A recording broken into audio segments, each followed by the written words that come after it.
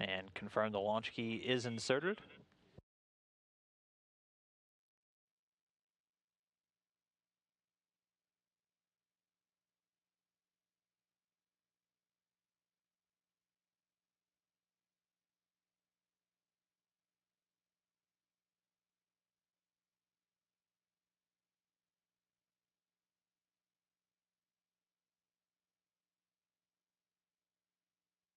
And again, for the crew, this is going to be a little under a 9-minute ride into orbit. All three stages together will burn for about 8 minutes and 45 seconds. The first stage providing the initial leg work, the core stage and the 4 strap-on boosters firing for about the first minute and a half, carrying the crew off the pad in Baikonur.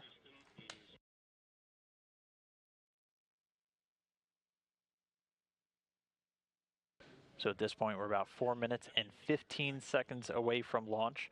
Once the engines fire, you'll see that'll happen a few seconds before the liftoff, and they'll actually begin building up their thrust until they eventually overwhelm the counterweights holding the rocket in place. They're the 4 arms at the bottom portion of the rocket. Just above in this view, you can see 2 other arms currently connected. Those are umbilicals. One will disconnect just about 45 seconds before launch, and then the lower one will disconnect at about 15 seconds before launch.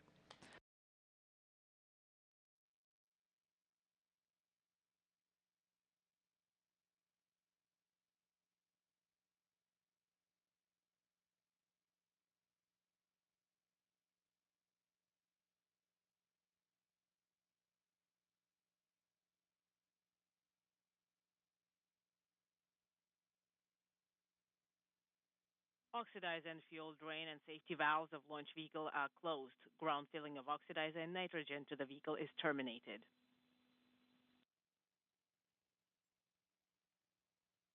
So at this point, the fuel flow to the vehicle has been terminated. The crew member is closing their helmets, putting them on suit oxygen, and all the commander's cockpit displays and controls have been activated.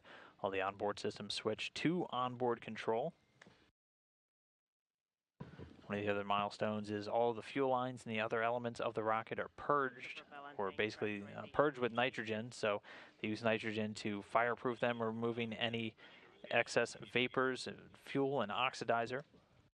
Getting confirmation the booster tank now being pressurized for flight. This helps to optimize the flow of that fuel and helps add some structural support to the rocket itself.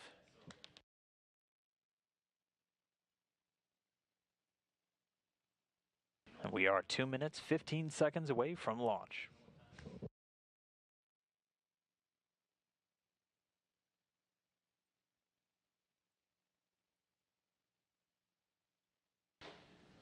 The Soyuz spacecraft again sitting at the top. The Soyuz-FG booster inside of that launch shroud, the launch escape tower on the very top. The 4 strap-on boosters and the core stage will ignite in just a little under 2 minutes. We're 1 minute 45 seconds away from launch. Again, you'll see the rockets ignite. They'll fire for a few seconds, and then once they're at their maximum thrust, they'll actually overpower all of those counterweights, and the Soyuz will lift off from pad number 1 in Baikonur. 1 minute 30 seconds away from launch. Again, at this point, the propellant feed into the rocket has already been terminated, and the booster tank is pressurized for flight.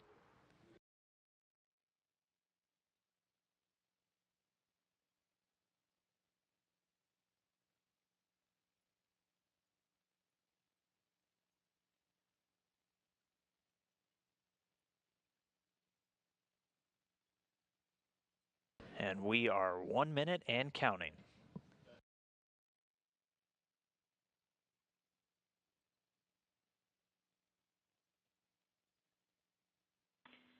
Vehicle to internal power.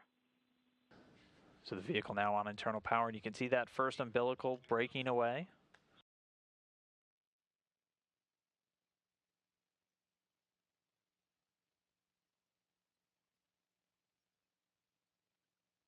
And then when we see the second umbilical depart, you'll know it's 15 seconds away from the liftoff. Again, not tracking any issues with the vehicle, everything pointing to go, where it should be about 20 seconds away from launch. Vehicle to internal power. Auto sequence initiated. Vehicle now on internal power. The launch command has been issued. You can see the rocket engines firing. Second umbilical tower. Power is going to start ramping up. Engine turbopumps at flight speed. Engines at maximum. Turbo pumps at flight speed and liftoff. Sergei Ryazanskiy, Randy Bresnik, and Paolo Nespoli rocketing away from Baikonur and on their way to the International Space Station. And liftoff. You can see the very bright first stage engines cutting across the night sky there on Baikonur. 25. 20 seconds into flight. All systems are getting reports, everything running nominally or normally for the first stage, so getting good first stage performance so far. Soyuz delivering about 930,000 pounds of thrust with those 4 boosters and the single core engine. Is nominal. They're going to be burning liquid fuel for the first 2 minutes and 6 seconds of the flight.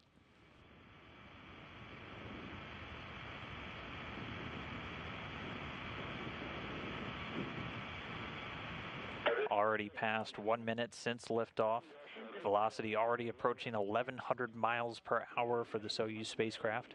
Your pitch are nominal. Copy. 70 seconds into flight. Everything's nominal on board. And continuing to get good reports from the controllers in Baikonur. Everything looking good with the rocket so far as the first stage continues onwards. Into flight. Everything's nominal on board.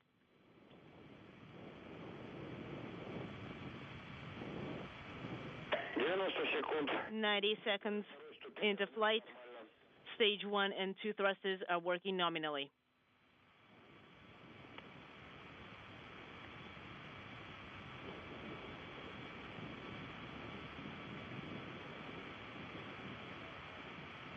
So we roll pitch and you are nominal.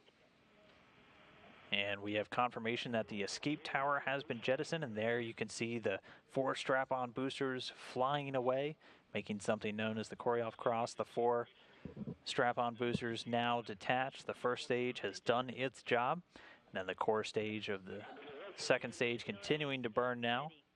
At this point, the rocket already 48 miles in altitude, traveling, or rather 28 miles in altitude, the Soyuz traveling at over 3,300 miles per hour. 150 seconds and into flight. Second stage, thrusters are working nominally. And everything continuing to look good with the second stage. Getting confirmation from the visiting vehicle officer that the launch shroud, so that protective shroud around the Soyuz spacecraft, has been jettisoned. So Soyuz now exposed during the additional climb to orbit. Seconds. All parameters are nominal. At this point, a little over 3 minutes since launch, the Soyuz rocket traveling at a speed of over 4,700 miles per hour.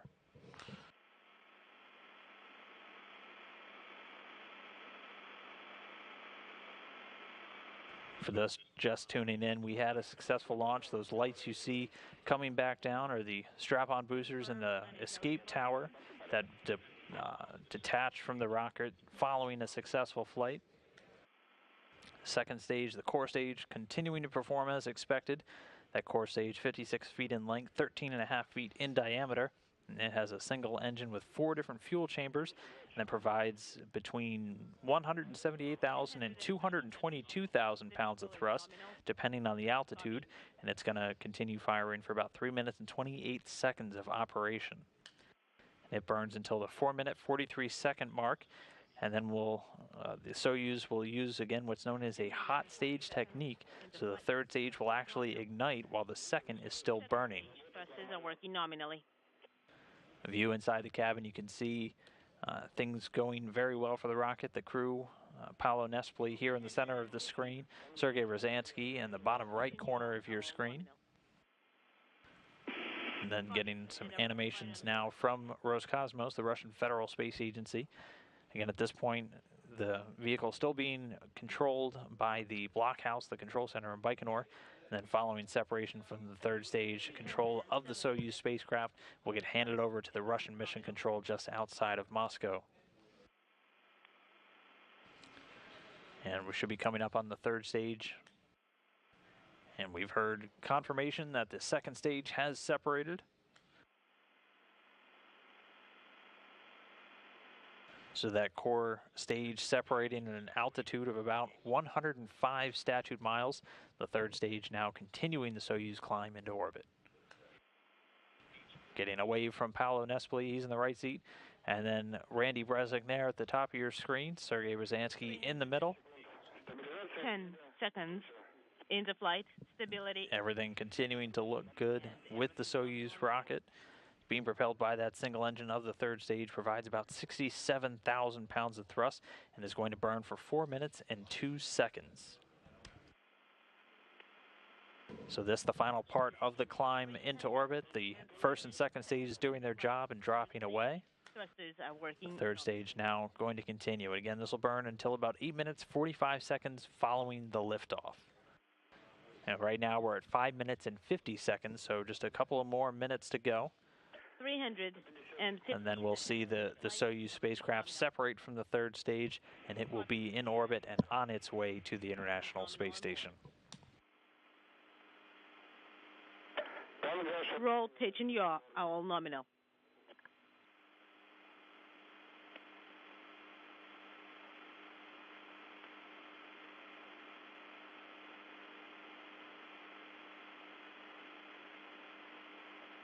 .380 seconds into flight. Third stage thrusters are working nominally.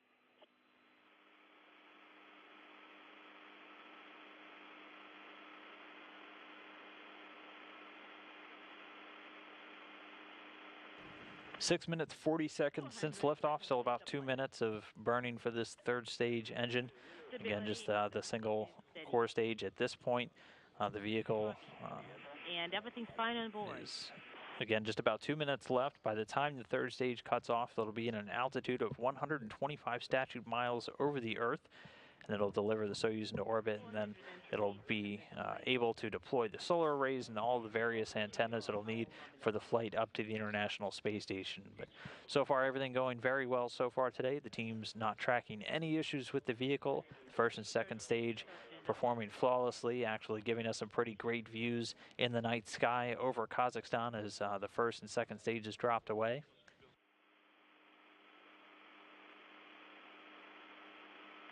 Seven and a half minutes into the flight. At this point, the Soyuz rocket actually traveling at almost 13,500 miles per hour, ultimately going to climb up to about 17,500 miles an hour, the speed the space station's traveling at, and then it'll begin its chase down of the vehicle. 470 seconds into flight. Third stage thrusters are working nominally. And so we're at about 8 minutes into the flight, so just a little over 40 seconds now remaining of powered flight for the Soyuz rocket. We'll keep an eye in the cabin here as you will see the astronauts get a bit of a jolt when that third stage cuts off and drops away. But once that's complete, they'll be in their preliminary orbit, be able to start chasing down the International Space Station. 500 seconds into flight.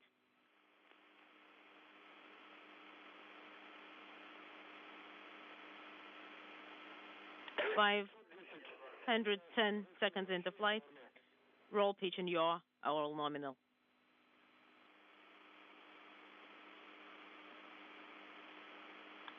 Parameters are nominal as well.